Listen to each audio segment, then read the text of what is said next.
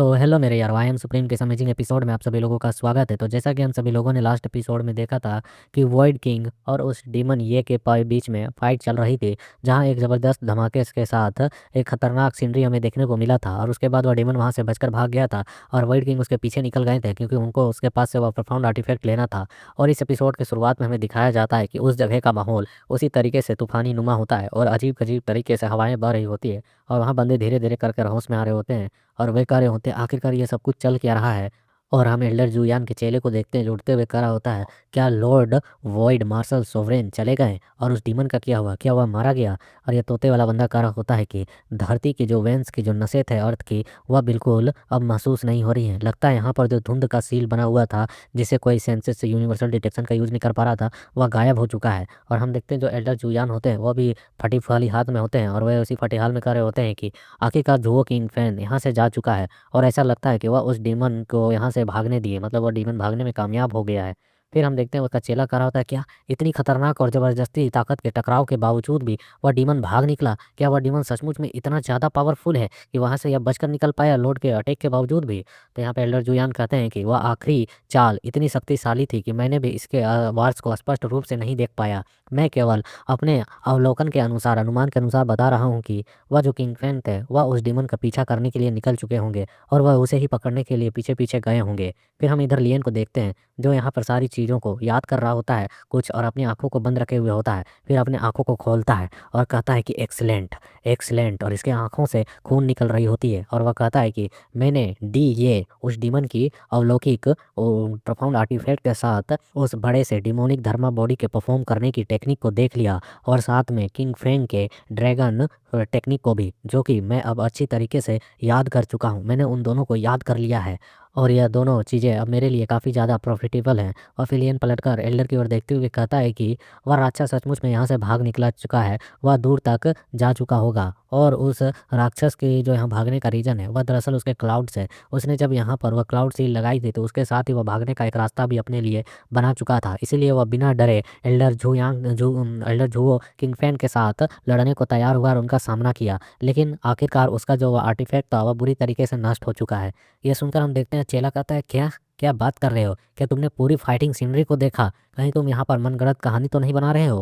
और हम देखते हैं एल्डर जुयान कहते हैं कि माय यंग फ्रेंड, उस डीमन के बारे में मेरे मन में कई सारे अभी भी सवाल घूम रहे हैं। क्या आप मेरे साथ होली रीजन में वापस चलना चाहेंगे? मैं आपका वहाँ पर स्पेशल गेस्ट के तौर पर स्वागत करता हूँ। इसके अलावा आपके आपके आज के इतने बड़े योगदान को देखते हुए मैं आपको अनगिनत भरी भरी मतलब कि पूरी तरीके से गिफ्ट और पुरस्कार दिलवाऊंगा। इसलिए कृपया कर मेरे साथ चले। आपको 9 ईयर के आर्टिफैक्ट्स भी दिए जाएंगे पुरस्कार के तौर पर। ये चीज़ें भी देना असंभव नहीं है। तो हम देखते हैं इसका चेला कह रहा होता है, लेकिन उसके पास तो मैंने पहले से ही कई सारे 9 ग्रेड के आर्टिफैक्ट देखे हैं, क्या हुआ जाएगा? बिल्कुल नहीं। फिर लियन कह देता है कि मुझे यहाँ पर विश्वास है कि आप दोनों यहाँ पर जाकर अपने संदेश और जो भी शक वगैरह है उसको डिस्कशन कर कर हटा लेंगे, वॉइड किंग और आप। लेकिन फिलहाल के लिए मैं होली रीजन में नहीं जा सकता हूँ कुछ भी जानकारी देने के लिए, बातचीत करने के लिए। मेरे कुछ पर्सनल मामलेज हैं जिन्हें निपटाना है मुझे, इसलिए मैं आपको यहाँ पर परेशान नहीं कर सकता हूँ। ये सुनकर वो एल्डर कहते हैं, क्या तुम नहीं जाओगे? तुम कहीं और जाना चाहते हो? और पीछे से उसका चेला कर रहा होता है, शायद उसके पास जो मैंने आर्टिफैक्ट्स देखे हैं और उसके अंदाजा के साथ उसके पास इतनी संपत्ति है जितनी मेरे पास हमारे पास भी नहीं है,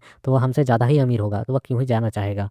फिर लियन यहाँ पर उनसे कहता है कि दरअसल बात सिर्फ इतनी सी है, अगर आप मुझसे डीमन के बारे में कुछ भी पूछते हैं तो मैं यही बात एक चीज़ कहना चाहूँगा कि लॉर्ड जू, आपको उसके वापसी के लिए बहुत ही ज़्यादा तैयार रहने की आवश्यकता है, अन्यथा जो रिजल्ट होंगे वह बहुत ही खतरनाक होंगे जब वह डीमन लौट कर आएगा। तो यह सुनकर एल्डर जुयान कहते हैं कि हाँ, यह स्वाभाविक सी बात है। उसका जो सर्वश्रेष्ठ हमले थे और टेक्निक्स थे और उसने जिस तरीके का यहाँ पर डिस्ट्रक्शन को किया है, उसके बाद हमारा कॉन्टिनेंट यूं ही शांत नहीं रहने वाला है। हमारे द्वीप पर यह बहुत ही बड़ा खतरा है, वह हमारे हेवनली मार्शल जगत के लिए एक बहुत ही बड़ा डेंजर है। हम हालांकि किंग फैन पर हमने भरोसा किया था, लेकिन वह भी भरोसेमंद नहीं हो सका, उसे मार नहीं सका। मेरे वापस जाने के बाद हम यहाँ पर बड़ी संख्या में एक्सपर्ट्स को उसके निपटारे के लिए भेजेंगे। फिर हम देखते हैं लियन कहता है कि जैसा भी हो, जो भी हो, अच्छा होना चाहिए। अब हमारे रास्ते फिर मिलेंगे, मैं यही उम्मीद करता हूँ। विश्वास है कि हम जल्द ही वापस जरूर मिलेंगे। फिर हम देखते हैं जो तोता वाला एल्डर होता है वह भी एक अलग सेक्ट से है, तो वह भी कहता है, लॉर्ड जू, मैं अभी कल्पना भी नहीं कर सकता हूँ कि यहाँ पर जो घटनाएं घटित हुई हैं, मुझे भी अब अपने गिल्ड में लीडर को जाकर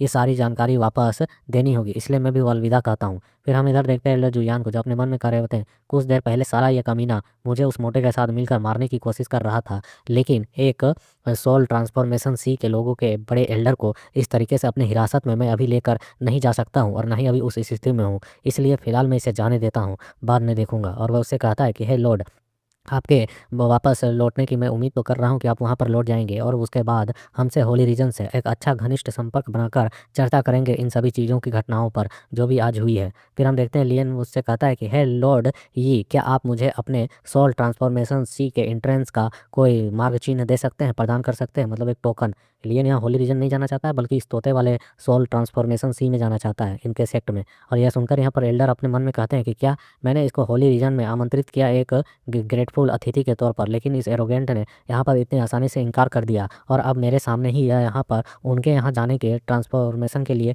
टोकन मांग रहा है। आखिरकार ये किस तरीके की बात हुई, या तो सीधे हमारे मुंह पर तमाचा मार रहा है। फिर हम देखते हैं एल्डर तो गुस्से में हुए होते हैं और कुछ कुछ बड़बड़ा रहे होते हैं, और वह तोते वाला शकल वाला कहता है कि क्या तुम यहाँ पर सी ट्रांसफॉर्मेशन में जाना चाहते हो, सोल सी ट्रांसफॉर्मेशन सेक्ट में, लेकिन क्यों, आपका यहाँ पर जाने का क्या उद्देश्य है? तो लियन कहता है कि कोई नहीं, कोई मेरा छोटा मोटा निजी मामला है, पर्सनल मामला है, अगर तुम यहाँ पर मुझे वह टोकन नहीं देना चाहते तो कोई बात नहीं, मैं इस चीज़ को भूल जाता हूँ। फिर हम देखते हैं कि तोता वाला कहता है क्यों भाई, क्यों भूलेगा? और वह तुरंत उसके हाथों में जाता है और एक सील लगाने लगता है और कहता है कि मेरे लिए पैसेज टोकन को देना कोई बड़ी बात नहीं है, आपने जो ताकत दिखाई है वही आपको वहाँ पर एंट्री दिलाने के योग्य बनाता है। मतलब कि यंग और टैलेंटेड और पावरफुल बंदे को अपनी पार्टी में कौन नहीं शामिल करना चाहेगा। और वह बताता है कि इस ब्रांड सील के साथ आप हमारे यहाँ पे एंट्रेंस में आसानी से प्रवेश कर पाएंगे और उस जगह पर घूम पाएंगे। फिर लियन अपने मन में कहता है ओह, तो यह एक नया तरीके का सोल ट्रांसफॉर्मेशन वह टेक्निक है। और फिर हम देखते हैं यहाँ पर जो एल्डर जुयान होते हुए कहते हैं कि मेरे दोस्त, हम फिर कभी होली रीजन पर मिलेंगे, अगर तुम चाहो तो कभी भी किसी समय भी होली रीजन में एक गेस्ट के तौर पर आ सकते हो, हम तुम्हारा हमेशा सम्मानित और अतिथि के तौर पर स्वागत करेंगे। तो लियन भी कहता है हाँ तब फिर ठीक है, क्यों नहीं, मैं आपको परेशान करने के लिए एक बार ज़रूर आऊँगा, लेकिन फ़िलहाल के लिए चलता हूँ, हम उम्मीद करते हैं कि दोबारा फिर मिलेंगे। और लियन अपनी टोली के साथ यहाँ से निकल जाता है और कहता है कि सभी को नमस्कार, हमारी मुलाकात फिर कभी होगी, अलविदा। और यह कहकर वह वहाँ से निकल जाता है। उसके बाद इधर मास्टर और चेले को देखते हैं, जहाँ एल्डर जो जुयान होते हैं वह उसे कुछ चीज़ों को देते हुए कह रहे होते हैं, आप अभी कब्रिस्तान में ही रहें, यहीं पर रहें और हमारी सहायता के लिए जो भी वॉरियर्स आए थे और जो भी जिंदा है उन्हें यहाँ पर होली स्टोन्स को दे दे, जैसा कि मैंने होली रीजन की ओर से वादा किया था, उन सभी को उनका जो भी हक बनता है वह दे दे। और उसके बाद मैं यहाँ से रिपोर्ट करने के लिए जाऊँगा, क्योंकि यह मामला जो है वह बहुत ही बड़ा है, इसलिए पर्सनली तौर पर मैं रिपोर्ट करूँगा। तो चेला कहता है जी हाँ लॉर्ड, जैसा आप कहें, लेकिन आप सावधानी से जाइएगा। उसके बाद हमारा सीन कुछ घंटों के बाद का होता है, जो उसी जगह का होता है और वहीं पर जहाँ पे वॉइड किंग और वो डीमन लड़े थे, और जिसकी वजह से वहाँ एक खंडर सा जगह बन गया था। तो हम देखते हैं उस जगह पर वापस से लियन आ रहा होता है। वह पहले यहाँ से गया था, कुछ देर वेट किया यहाँ से सभी का भागने का, उसके बाद वापस हाओलियन और मोसी और चुन के साथ यहाँ पर पहुँच चुका होता है और इस खंडर वाली जगह पर उतर रहा होता है। तो यहाँ पर हाओलियन कह रहा होता है कि यंग मास्टर, आखिरकार हम लोग यहाँ से जा चुके थे तो वापस इस जगह पर क्यों आ रहे हैं? तो लियन बताता है कि अभी यहाँ पर बहुत ज़्यादा लोग थे, इसलिए हमें यहाँ पर कुछ कामों को करने में असुविधा हो सकती थी। अब उनके जाने के बाद हमारे लिए यह जगह बिल्कुल क्लियर है। और हम देखते हैं यहाँ ड्रैगन भी इन लोगों के सामने बाहर निकला हुआ होता है और वह कह रहा होता है सचमुच में यहाँ पर ड्रैगन ऑरा अभी भी शेष बचा हुआ है। और हम देखते हैं वह तुरंत ही वहीं पर मिट्टी की खुदाई करने लगता है और कहता है कि उसका एक अंश, उसका एक फ्रेगमेंट यहीं पर मौजूद है, उसका एक टुकड़ा यहाँ पर होना चाहिए। और वह एक टुकड़ा खोज भी लेता है और हम देखते हैं उसे इतना खुश होते हुए देखकर फिर लियन बताता है कि वह जो ड्रैगन का शव था वह उसे इकट्ठा कर रहा है। हालांकि यह बुरी तरह से चकनाचूर हो चुका है उस डीमन के साथ लड़ने में, लेकिन जो भी चीज़ हो वह एक ट्रू ड्रैगन के द्वारा जन्म दी हुई चीज़ थी और उसकी ही खोल थी, तो उसका इस्तेमाल करना बहुत ही ज़्यादा अमूल्य है एक ट्रू ड्रैगन को बनाने में। और लियन बताता है कि अफसोस की बात इतनी सी है कि किंग फेंग ने उस ड्रैगन के टुकड़े टुकड़े कर दिए उस ग्रेट डीमन के साथ लड़ते वक्त, और साथ में उस टेक्निक का विशाल जो great sea and dust technique था जो उसने इस्तेमाल किया, उसकी वजह से उसने उसे तो पूरी तरह से एक वेपन में कन्वर्ट कर दिया ताकि उस डीमन के वो ग्रेट परफाउंड आर्टिफैक्ट से हमला करवा कर उसे ख़त्म कर सके। लेकिन इस दुनिया में मैं देखूँ मेरी नज़रिए से तो एक ट्रू ड्रैगन का लाश सबसे ज़्यादा कीमती है, यहाँ तक कि उस परफाउंड आर्टिफैक्ट से भी। तो यहाँ फिर हाओलियन जो होता है कहता है अच्छा ऐसा है, तो जो किंग फेंग है उसने जो कांड किया है वह तो उसके लिए उसे मौत का हकदार बनना चाहिए, इतने कीमती चीज़ को इस तरीके से नष्ट कर दिया, चलो जाकर उससे हिसाब किताब बराबर करते हैं। तो यहाँ मोह सेवाचुन कहता है कि तू सलाह यहाँ पर लंबी लंबी फेंक क्यों रहा है, जबकि तेरे को यहाँ पर ये खोखली बातें करने की बजाय मास्टर की मदद करनी चाहिए, जा और जाकर ड्रैगन के टुकड़े ढूंढ। तो हम देखते हैं फिर वह दोनों लड़ने लगते हैं, लियन तक आवाज़ें आ रही होती है, वह एक करा होता है कि ठीक है मैं यहाँ पर दिखाता हूँ कि मैं कितने ज़्यादा टुकड़े खोजता हूँ, दूसरा कहता है ठीक है लगी शर्त। और लियन के मन में चल रहा होता है कि आखिर आखिरकार ये अभी भी बच्चे के बच्चे ही हैं।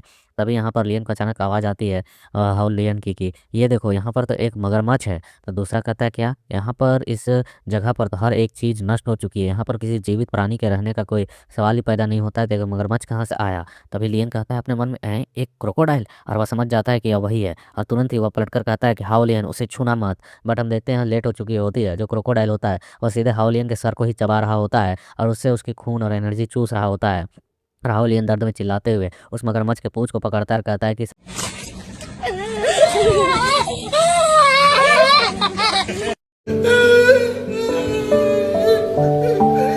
साले बेवकूफ़ मगरमच्छ ये ले। और हम देखते हैं उस मगरमच्छ को पकड़कर सीधे ज़मीन पर एक धोबी पछाड़ मारता है और कहता है भाड़ में जा साले तू। और हम देखते हैं उसने जितने ज़ोर से पटका होता है वो काफ़ी तगड़ा होता है, जिसकी वजह से एनर्जी भी यहाँ पर रिलीज हुई होती है, चिंगारियाँ निकली हुई होती है। और उसे इतने कस के उस मगरमच्छ को पटकते हुए देख लियन थम्स अप कर रहा होता है और हाओलियन कह रहा होता है कि मास्टर आपने कुछ बोला मेरे को, कुछ बुलाया अभी। और हम लियन कहते हैं नहीं नहीं सब ठीक है, तूने बहुत बढ़िया किया। बट हम देखते हैं उसके अगले ही पल एक जोरदार किंग विंड को जो रिलीज हो रही होती है और ऐसे पावर को रिलीज होते हुए देख हाओलियन में घूर कर एक नज़र डालता है। तो हम देखते हैं क्रोकोडाइल अपने पूरे से बड़े फॉर्म में आ चुका होता है और अपने इस गैंगविंग फॉर्म में जोर जोर की दहाड़े और चीखे लगा रहा होता है और उन सभी बंदों को डराने की और सप्रेस करने की कोशिश कर रहा होता है। तो लियन आगे की ओर बढ़ते हुए कहता है साला बच्चे मुझसे खेल। और वो अपने वर्ल्ड वॉर मोनूमेंट को निकालते हुए उसकी ओर थ्रो करते हुए कहता है कि चलो आ तुझको देखते हैं कि कैप्चर किया जा सकता है कि नहीं।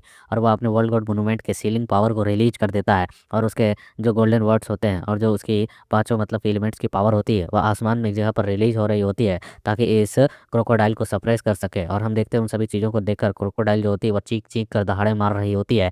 बट इसके साथ साथ यह धीरे धीरे कर कर उस एनर्जी में लिपटी भी जा रही होती है। और लियन कहता है कि अभी समय है, उस पर हमला करो, अटैक करो, मारो साले को। और हम देखते हैं ये सुन दोनों ही खुश हो जाते हैं और एक चीज़ भार वाली टेक्निक का इस्तेमाल करते हुए उसे अलग अलग एंगल से अलग अलग जगहों पर दे धूम दे धूम दे धूम बजाते हैं। और हम देखते हैं यहाँ पर वे दोनों एक तरफ तो स्लेसेस चल रहे होते हैं, दूसरी तरफ पंचेस। और इतना ज़्यादा कूटने के बाद उसके बाद भी हम देखते हैं क्रोकोडाइल को जिसकी आंखें रेड हो चुकी होती है और वह पूरी तरह से गुस्सा और बजर्ग हो चुका होता है। और हम देखते हैं वो खुद को बहुत ज़्यादा ही फुला चुका होता है, एनर्जी इकट्ठा कर रहा होता है अपने मुंह में कि एक ही बार में सालों को साफ कर दूंगा, इतना मेरे को मारा है। और उस तरीके से उसे रिएक्ट करते हुए देखकर हाओलियन कहता है कोई भी असर नहीं हुआ हमारे हमले का, इसे तो अभी तक बेहोश हो जाना चाहिए था। और हम देखते हैं क्रोकोडाइल को जो एक जोरदार गैंगविंड अटैक इन सभी पर रिलीज कर देता है। और इतनी पावरफुल टेक्निक को आते हुए देखकर लियन कहता है कि सब लोग पीछे खड़े हो जाओ। हाओलियन कहता है लेकिन यंग मास्टर। और हम देखते हैं लियन यहाँ पर अपने गोल्डन धर्मा बॉडी को एक्टिवेट कर लेता है और अपने गोल्डन बिग धर्मा बॉडी के साथ सीधे उस गैंगविंड को अपने ऊपर लेता है। और हम देखते हैं वह गैंगविंड का अटैक ना इधर जाता ना उधर, सीधे लियन के पेट से जाकर टकराता है और डायरेक्ट यह हिट लियन अपने बॉडी पर ले रहा होता है। इसके पेन को झेलते हुए भी वह स्माइल कर रहा होता है। और हम देखते हैं काफ़ी देर तक वह उस गैंगविंड के पावर को ब्लॉक कर रखता है जब तक कि वह क्रोकोडाइल वर्ल्ड मोनुमेंट के पावर में कैप्चर ना हो जाए। और लियन कह रहा होता है कि मैं इसे रोक सकता हूँ, देखते हैं यह मगरमच्छ कितना एरोगेंट बनने की कोशिश करता है, कब तक ये कर पाता है। फिर थोड़ी देर बाद का हम सीन देखते हैं जो कि वर्ल्ड गोल्ड मोनूमेंट के अंदर का होता है, जहाँ पर वर्ल्ड गोल्ड मोनूमेंट में गोल्डन अक्षरों से लिखा हुआ होता है कि यह वर्ल्ड गोल्ड मोनूमेंट का इलाका है जहाँ इस क्रोकोडाइल को कैप्चर किया जा चुका है सक्सेसफुली। और हम देखते हैं कि वह क्रोकोडाइल जो होता है बस चीखे मार रहा होता है अंदर में, बट वह एक जगह पर धंसे जा रहा होता है, धंसे जा रहा होता है और वहाँ से गायब हो जाता है। और फिर हम देखते हैं हाउ लियन आते हुए कहता है कि यंग मास्टर क्या आप ठीक है। और लियन कहता है हाँ हाँ मैं अभी फ़िलहाल के लिए ठीक हूँ, अभी अभी मेरी एनर्जी और मेरे ब्लड में एक घातक हमला हुआ जिसकी वजह से मेरे शरीर की यह जो गोल्डन बॉडी टेक्निक है और यह जो थर्मो बॉडी है यह पूरी तरीके से एक थोड़ा सा लेवल ऑफ हो चुका है। इसने इतने ज़्यादा पेन और दर्द को सहा कि इसकी एक जो कड़ी थी वह ओपन हो चुकी है। ऐसा लगा मानो मेरी शरीर पूरी एक शुद्ध शक्ति में गुजर रही हो। अभी भी गुंजाइश है इस बॉडी टेक्निक को और भी ज़्यादा स्ट्रॉन्ग करने की इसमें मुझे, लेकिन अभी भी इस टेक्निक में कुछ कमी महसूस होती है, इसी वजह से मुश्किल हो रही है, नहीं तो इसे और भी अपग्रेड किया जा सकता है। हालांकि उस क्रोकोडाइल के झटके की वजह से और मेरे वर्ल्ड गोल्ड मोनूमेंट में के कनेक्शन की वजह से मेरी जो एनर्जी और बॉडी थी उसमें थोड़ी सी उतार चढ़ाव हुई है। वास्तव में जो इसकी रियल टेक्निक है वो आधी ही है मेरे पास, इसकी आधी और टेक्निक्स गायब हैं। विलियन कहता है अंततः शायद हमने यहाँ पर अपना काम कर लिया है, चलो अब आगे की खोज को जारी रखते हैं, मतलब कि उस ड्रैगन की हड्डियों को जमा करते हैं। और वह इतना कह रहा होता है कि हम पीछे से देखते हैं कि जो ड्रैगन होता है वह पोटली भर के कई सारे टुकड़ों को लेकर आ रहा होता है और काफ़ी खुश होता है, कहता है कि मैंने काफ़ी कुछ इकट्ठा कर लिया है। और लियन यहाँ बताया जा रहा होता है अपने गोल्डन बॉडी को देखते हुए कि मेरी यह गोल्डन बॉडी की जो मौलिक इकाइयाँ हैं वह मुझे और भी आगे बढ़ने से रोक रही हैं। मुझे सबसे पहले चांगकोंग के रास्ते से ही होकर जाना होगा ऐसा लगता है, क्योंकि जो चांगकोंग की उत्पत्ति है वह अत्यंत रहस्यमय है। ऐसा लगता है कि उसका संबंध हेवन की खाई की चट्टानों से जुड़ा हुआ है। शायद मैं सबसे पहले नानक्यूई से इसका शुरुआत करना चाहूँगा, वहाँ पर खतरा कम लगता है। नानक्यूई वही बंदा है जिसके पास से वह वॉइड किंग जो था वह एक चोको चोको वाला लाया था स्नैक। और फिर हम देखते हैं जो लियन होता है वह इन दोनों से भी कहता है। वैसे मैं बता दूं, मेरी जो ये गोल्डन बॉडी है जिसे टाइटन बॉडी भी कहते हैं, मैं इसके जो मैनुअल है उनको तुम लोगों को दे दूंगा, तुमसे साझा करूंगा बाद में। यह जो टेक्निक है यह वर्ल्ड गोल्ड मोनूमेंट के ऊपरी भाग पर खुरेदा हुआ है, इसलिए तुम लोग उसे फिर रख सकते हैं और सीख सकते हैं, तुम्हारे लिए भी काम आएगा। यह सुनकर वे दोनों बंदे कहते हैं कि थैंक्स मास्टर। और फिर लियन कहता है कि अब इससे निपटने का समय आ चुका है। अब हम लोग देखते हैं वर्ल्ड गोल्ड मोनूमेंट के अंदर ये तीनों बंदे आ जाते हैं और साथ में ड्रैगन तो अपनी पोटली ही पकड़े हुए होता है। और हम देखते हैं लियन आकर अब उस क्रोकोडाइल से निपटने वाला होता है, बट हम देखते हैं क्रोकोडाइल को जो घर घर घर घर करके खराटे मार रहा होता है। और लियन कहता है क्या सच में वह इतनी शांति से इस जगह पर सोने की हिम्मत कर सकता है? मतलब कि इस बंदे को फर्क नहीं पड़ता कि वह कैप्चर है, किसी को कूट के आ रहा है या थका हुआ है, बस इसको अपनी नींद और अपनी बेवकूफ़ी हरकतों का मतलब है और कुछ नहीं। और मस्त यहाँ पर गुब्बारे फुला फुला कर सो रहा होता है। फिर लियन दूसरे इलाके पे आ जाता है। जो सो रहा है उससे डिस्टर्ब क्यों करना, फालतू की छेड़खानी क्यों। और फिर वह वर्ल्ड वॉर मोनूमेंट के दूसरे हिस्से में आता है जहाँ पर उसका वह रिफाइनिंग टूल रखा हुआ होता है। और वह उस अपने रिफाइनमेंट कढ़ाई को देखते हुए कहता है अब सिर्फ एक चीज़ बाकी है, और वह उस कढ़ाई के अंदर भी चला जाता है। और हम देखते हैं उसका जो क्लोड्रोन है उसके अंदर का सीन, जहाँ पर ब्लैक और वाइट सिर्फ माहौल होता है और काफ़ी शांति भरा होता है। फिर तभी अचानक वहाँ पर उसके पानी में हलचल होने लगता है, कुछ चीज़ जो होती है वह बाहर निकलने लगती है। और वह बाहर निकलने के साथ एक जोरदार हमला सीधे रेड बीम की तरह लियन पर किया जाता है। बट लियन को हम देखते हैं जो साइड की ओर हटते हुए उस अटैक से बच जाता है। और फिर लियन यहाँ पर उसे धमकाते हुए और कुछ चीज़ें की इंस्ट्रक्शन देते हुए, क्योंकि यहाँ का हर एक चीज़ उसी के कंट्रोल में, तो वह कहता है कि क्या यह ब्लड गॉड का वह ब्लडी सर्वेंट है? यह बहुत ही ज़्यादा यहाँ पर क्रूअल होने की कोशिश कर रहा है मेरे सामने। और वह कहता है गैदर। और हम देखते हैं वह जैसे ही यह चीज़ कहता है गैदर या कलेक्टेड, और उसी के साथ वह जो पूरा का पूरा ब्लडी डीमन होता है वह वहीं पर इसके सामने आ जाता है फुल फॉर्म में। और हम देखते हैं वह दहाड़े मार रहा होता है, उसके मुंह पर उसका वही वह थंडर हैमर होता है जो कि वर्ल्ड गॉड मोनूमेंट को भी चोट पहुंचा सकती है। और इसी के साथ लियन आगे की ओर बढ़ता है और उस फॉक्स स्पिरिट से कहता है जिसने इसके बॉडी पर अंदर में गया हुआ है और इसको कैप्चर करने की कोशिश कर रहा है। तब उसकी मदद लियन करता है, कहता है कि अब है दुष्ट आत्मा बाहर आओ और इस हथौड़े को इससे अलग करो, इसके रिलेशन को अलग करो। और हम देखते हैं सुनकर वह फॉक्स भी कहता है कि ओके। और हम देखते हैं ये दोनों ही मतलब कि लियन जो होता है वह इस ब्लडी डीमन की हड्डी तोड़ने जा रहा होता है, और वो फॉक्स मैन भी जो होता है वह इससे इसी के कनेक्शंस को कट करने की कोशिश कर रहा होता है इसके बॉडी के अंदर रहते हुए, ताकि इसे कंट्रोल किया जा सके। और नीचे राइटर के द्वारा लिखा हुआ आता है कि आखिरकार उस खूनी राक्षस का यहाँ पर सफाया होगा। अब समय आ गया है कि उस खूंखार राक्षस का मतलब इस ब्लडी डीमन का संबंध इसकी बॉडी से तोड़ा जा सके और उस फॉक्समैन को सौंपा जा सके। और इसके इसी सीन के साथ यहाँ पर ये छोटा सा चैप्टर कंप्लीट होता है। So like share comment and your support next episode जल्द से जल्द देखने के लिए।